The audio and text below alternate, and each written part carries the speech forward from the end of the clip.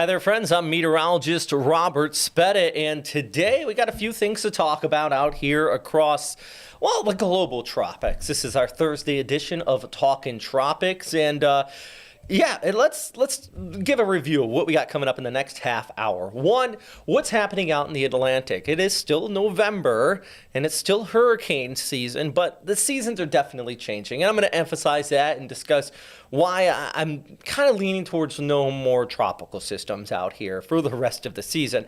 But we're also going to take a look around the globe because there are other places that very much are seeing some major Cat 4 to Cat 5 type equivalent storms in the tropics. And we got to talk with Josh Morgan. He's one of the world's most famous and just experienced storm chasers, I should say. He's been in 83 eye walls globally in cyclones, typhoons, and hurricanes alike, and he just went through the Cat 5 inner eye wall of Melissa. So I got to sit down and talk with him about just that experience, and it is an absolutely just incredible conversation the way he describes it. So if anything, just stick around for that talk here. But first, let's talk about what is happening out there now after Melissa. So this is what's happening in your Atlantic today. And of course, not much.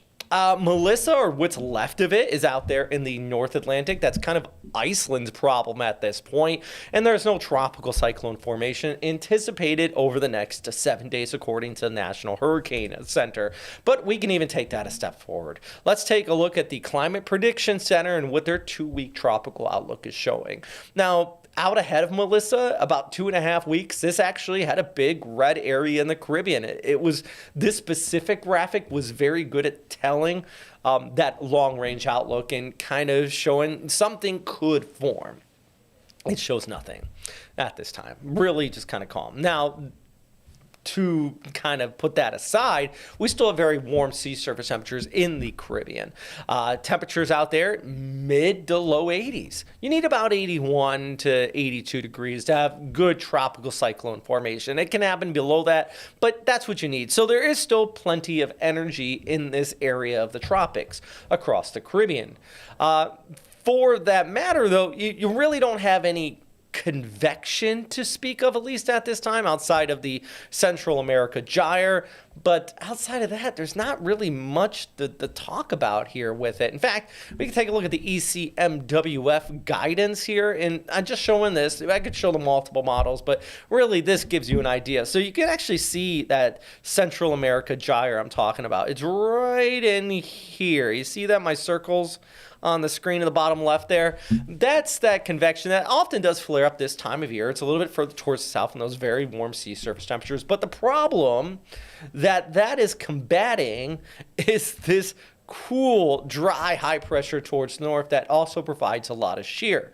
So yeah, there might be some tropical waves out in the Caribbean. There's just too much shear working against it just towards the north. And if anything did develop here in mid-November, it absolutely, based on everything I see right now, would stay further towards the south. And I would dare say that the Atlantic hurricane season, or I shouldn't say that, I would dare say the United States hurricane season outside of Puerto Rico, it's shut off. And the reason is we've had this really strong cold front that came through last week. We have more cold fronts coming through this coming week. In fact, some of the coldest air of the season is going to be blasting down by Monday into Tuesday across the southeast, where we could even see snow in parts of northern Georgia and freezing temperatures in northern areas of Florida. That combined with this dip in the jet stream, and actually let's rewind this to about Sunday and the Monday. You can see that big shift in the jet. Look at that. The 540 line, what we use to measure where kind of snow is, so this is a general thumb rule, is going to be down to North Florida.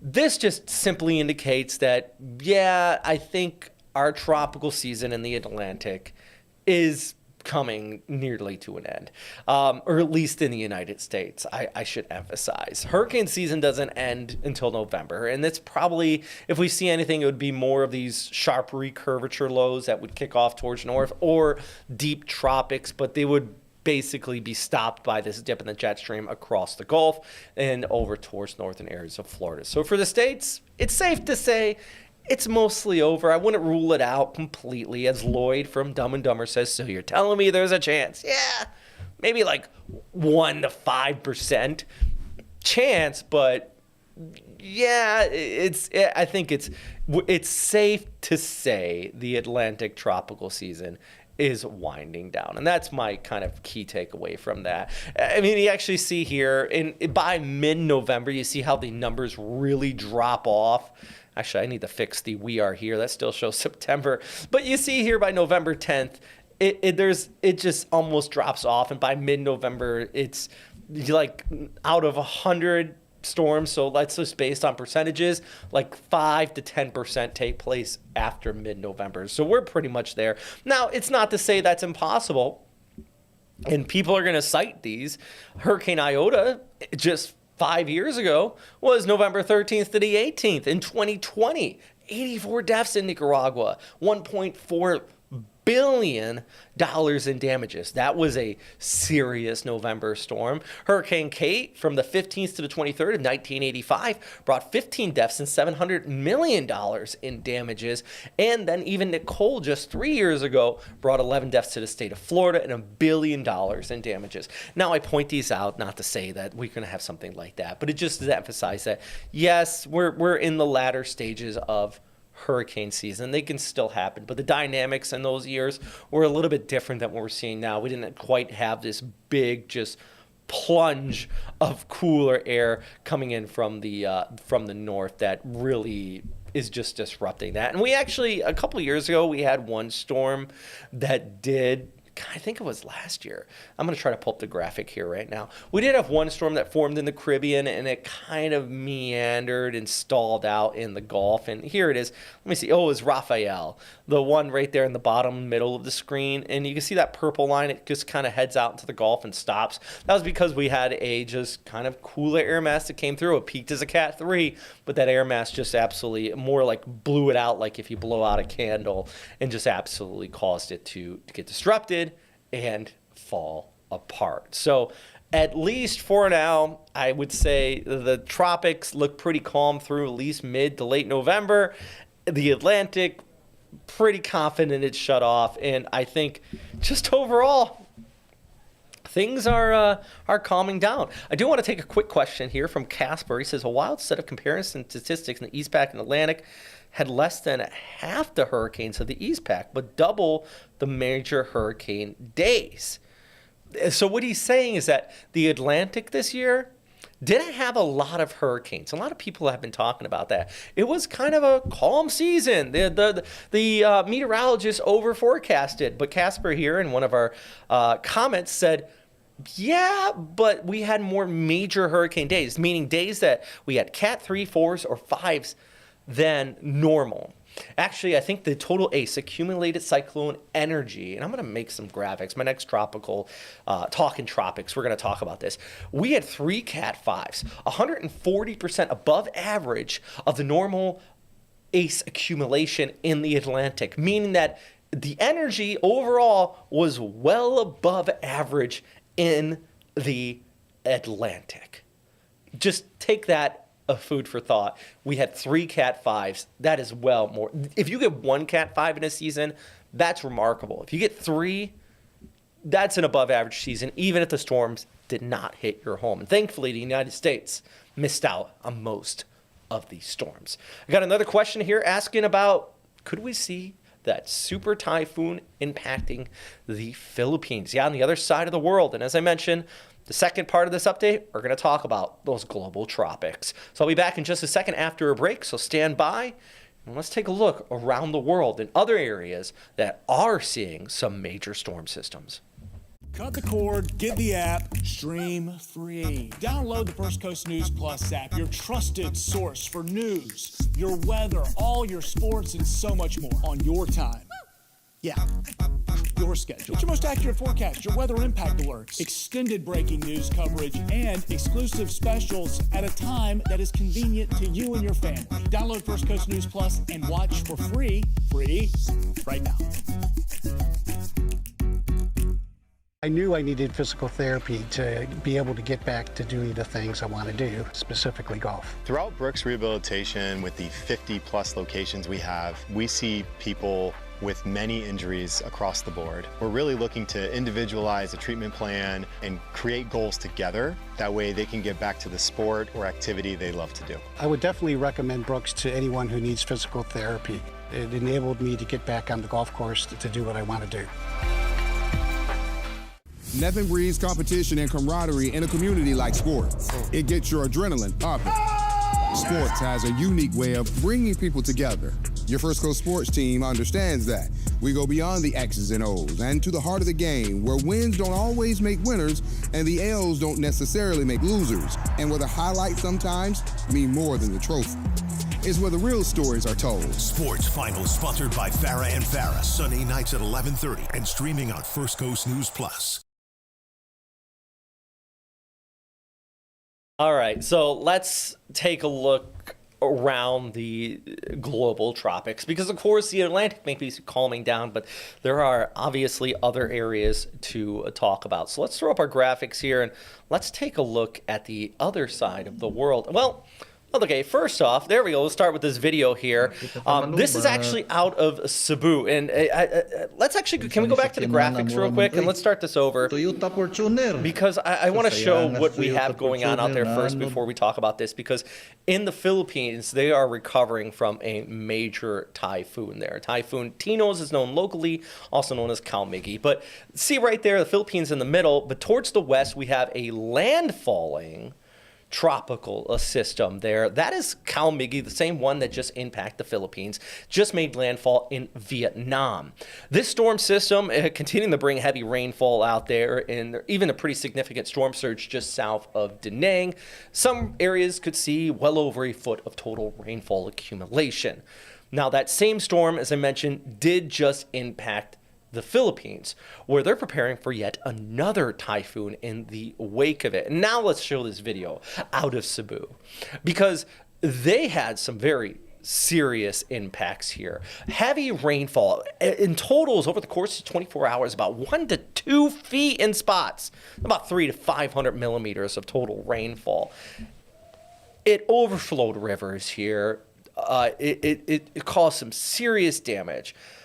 Over 140 fatalities have been reported at this time across the Philippines. Not only specifically in this, the second largest city of the country, but in Leyte, which is just towards the east where it made landfall, Negros, just towards the west of this area where it also crossed over. Problem with the Philippines, it is multiple islands, so when a storm comes on shore strong, it really stays over water just as much as it stays over land. It can maintain a lot of that energy. And this storm right here, the core didn't actually hit this area, but it was just the overall moisture flow that piled up and really just resulted in this catastrophic flooding. And they are still recovering, and yet another storm system is on its heels. Now, good and bad news here. Let's go back to our satellite picture. Is that this next storm system, it looks like it's going to track a little bit further towards the north than where you just saw that video out of. Bad news is this next storm is a very large storm, so it is going to have a pretty big wide swath. So some of those areas are going to be looking at additional precipitation, but most of this is going to be a little bit further towards the north. But this is a classic example. If we saw this in the Atlantic, you'd be going, yeah, there's a major hurricane on tap. And this is a major typhoon on tap. From the Joint Typhoon Warning Center, that is the NHC's equivalent, by the way. JTWC for the Western Pacific. It's based out of Pearl Harbor, and their main job is to warn on military American assets out here in the Western Pacific. But not only military, but also, of course, parts of the United States. Quite literally, Guam, Yap, and Saipan. That's part of the U.S. And they actually, the Guam National Weather Service has high surf advisories, small craft advisories, and heavy rainfall advisories across those islands there. Remember, this is just as much part of the United States as Florida is. These people are currently being impacted by a tropical system at this time. Now, this is a far cry from some of the bad storms they get. Guam, just a couple years ago, was hit by a typhoon that was about a Cat 4 to Cat 5 equivalent. They get hit by this stuff. So this is kind of sideswiping them, but still it is problematic, and they are still being impacted by it nonetheless. And then we go over to this right here. This is the forecast for Tropical Storm Fengwang. As it is known internationally in the Philippines, is actually being called Uwan. So they have two different names here. It gets a little confusing sometimes. But Fengwang is expected to intensify up to about a Category 4 equivalent, according to the Joint Typhoon Warning Center, before making landfall there in eastern areas of Luzon in the northern portions of the Philippines. So Cebu is kind of well south of that. Central areas of Visayas, where you just saw that video out of, they're not going to be impacted directly by this. But some of those areas towards the north, they are absolutely going to be getting just some major hurricane equivalent, what they call a super typhoon in the western Pacific out here. And it's moving over sea surface temperatures well above 80, about 85 to 86 in spots. Plenty of moisture, abundant energy with this, and upper level divergence. These are all ingredients that are going to allow this to intensify. And there are spots here in the empirical system getting well over a foot of rainfall across the mountains, especially of northern Luzon. But even further towards the south, around Manila, the largest city in the Philippines, they're going to be looking at some just absolutely flooding rains with this too. So it is a broad range of impacts that are going to be happening out there just on the heels of a previous major storm that resulted in well over 100 fatalities there across the Philippines. And I bring this up because we were talking about the Atlantic, where there's not much happening out here right now, but there are other places of the world that we're still dealing with some major tropical systems. By the way, this satellite imagery does show where Melissa is right now in the North Atlantic, but just a week ago, it was over Jamaica. And I got to talk to videographer, extreme storm chaser Josh Morgan about the inside of a Cat 5 eye wall, and the way he describes it is absolutely jaw-dropping. So don't go anywhere. We're going to have one more commercial break, and as we come back, I'm going to show you my conversation with Josh Morgan on his 83rd eye wall penetration, and he says this might rank as one of the strongest. Why do we come here? To reach for new heights, to dive to new depths. You can call it a team, even a community. That connection with others. We all deserve that. So why come here? This is why.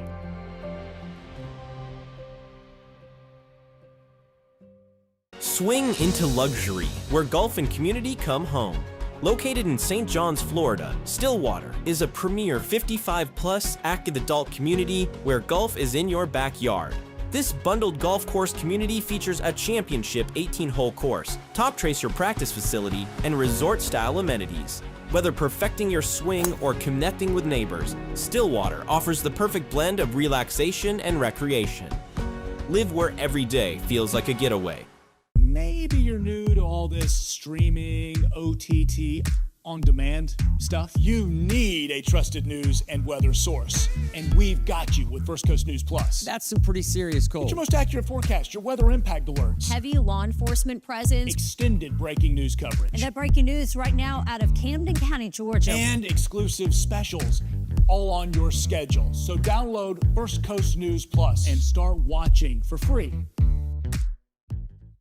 You couldn't see anything. The inside of the core of this hurricane was just a solid whiteout. It was just white. It was pure energy with like wreckage flying by. And there was a screaming sound that was so loud. I was with a couple of people, including a couple of women who were holding their ears. Hurricane Melissa made landfall as one of the strongest storms to ever come ashore in the Atlantic. It had sustained winds at 185 miles per hour, a high-end Category 5 storm. And in the middle of this was videographer Josh Morgan. He's been in some of the strongest storms on Earth. And Melissa, he said, ranks as one of the strongest. I had the privilege to talk with him about what it was like inside of this Category 5 storm and the ongoing recovery efforts in Jamaica. So I'm here with extreme storm chaser Josh Morgan. Josh, so much for taking time to talk with me here about Melissa and the impacts out there from this storm system. Um, Josh, you've been through over 80 plus eye walls. And this category 5, how does this rank against all the other storms you've been through here? It's a good question. I'm still sort of like reflecting on it, sort of digesting it. There's some kind of like, yeah, there's some digesting after an experience like this, but it very well might have been number one out of the 83 hurricanes I've been in terms of just the unbelievable ferocity of this thing. Definitely for sure, top three, possibly number one. It was off the charts. This is as strong as hurricanes get. That is absolutely incredible. And I guess to follow up on that, so you were communicating, you're very good at putting out information in real time during and ahead of these storms. People all over the world watch you. And I know that on October 28th at 10:25, you put out a tweet, and this is just a little clip of it. Frightening power, whiteout, roofs tearing off, gusts like bombs. And then after you put out this tweet, you went communication dark for about 36 hours, and that was right when the storm was making landfall. Can you talk me through what happened during those 36 hours? Yeah, I think that tweet, I think I must have sent that just around when we were entering the eye wall. We started to get real wind damage. The building across the street, the roof ripped off, and then the second story, which was made of concrete, collapsed. That's how strong the winds were already. And it actually got worse from there. The palm trees were bending almost to the ground. It was just wild looking. And then everything just turned white. You couldn't see anything. The inside of the core of this hurricane was just a solid whiteout. It was just white. It was pure energy with like wreckage flying by. And there was a screaming sound that was so loud. I was with a couple of people, including a couple of women who were holding their ears. That's how loud the scream of the wind was. We were in the kitchen of the hotel. We finally had to bolt the door shut. And when you peeked through the cracks in the shutters, all you could see was whiteness. And I remember thinking to myself, this town's getting absolutely blasted. And when the hurricane started to move away, my fears were well founded. The destruction was just off the charts. Hard to even capture it in words. But I mean, as far as just saying it in words go, not too many people have been through Cat 5 storms, and I think that paints a very vivid description there, Josh. And you're talking about the aftermath here, impacts across Jamaica. I mean, you were there for days after the landfall. What do they need in Jamaica right now? What do you think is the best way for people back in the States to support them? That's a great question. So the whole island was not hit the same. The eastern part where the capital Kingston is got off pretty easy. They basically had a tropical storm on that side. The violent inner core of the hurricane struck the west end of the island, which is a little more rural, has some resorts and stuff. That area was flattened. Wood buildings flattened. Concrete buildings depends how good the concrete was. Some of them collapsed, some of them stayed up. Of the ones that stayed up, almost every building lost its roof. The roads in the impact zone, it's just piles of rubble, and the rubble's made of buildings, houses, power poles, trees. It's just a big mess. So some of the first steps are they're trying to plow paths through the wreckage because that's number one. You need to do that to get the relief in there.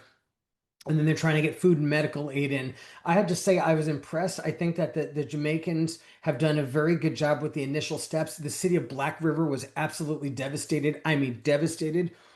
And when I was there a couple days after the hurricane, I sensed that things were, I don't want to say under control, but they had military and cops on every corner. They had aid trucks going through. Every resident had their arms full of supplies.